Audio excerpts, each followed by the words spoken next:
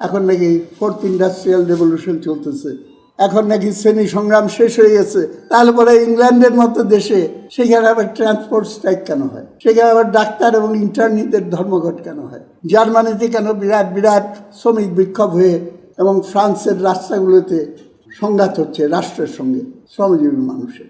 আমরা আগেও দেখেছি আমেরিকায় occupy the Wall Street, we are the 99%, যে বিশাল বিশাল আন্দোলন যেগুলো হচ্ছে। What is the world phenomena? যত বেশি ক্যাপিটালিজম ইম্পেরিয়ালিজম ক্রাইসিসে পড়তেছে তত বেশি আমরা দেখতেছি পোলারাইজড হয়ে যাচ্ছে, এটা এক্সট্রিম রাইটে চলে যাচ্ছে। আর উল্টা দিকে প্রগতির ধারা, তার পাশাপাশি এই দুই এক্সট্রিমের জায়গায় ধাক্কা এখন মিলনের সম্ভাবনা আর নাই, এখানে ফারাকটা বেড়ে যাচ্ছে। Conflict, the situation of conflict আমাদের চোখের সামনে আমরা দেখতে পাচ্ছি, এবং সেটা ইন্টারন্যাশনাল রিলেশনস, যুদ্ধ বিগ্রহ, ইন্টারনাল সোশিয়াল ফেনোমেনার ভেতরে আমরা এগুলো দেখতে পাচ্ছি।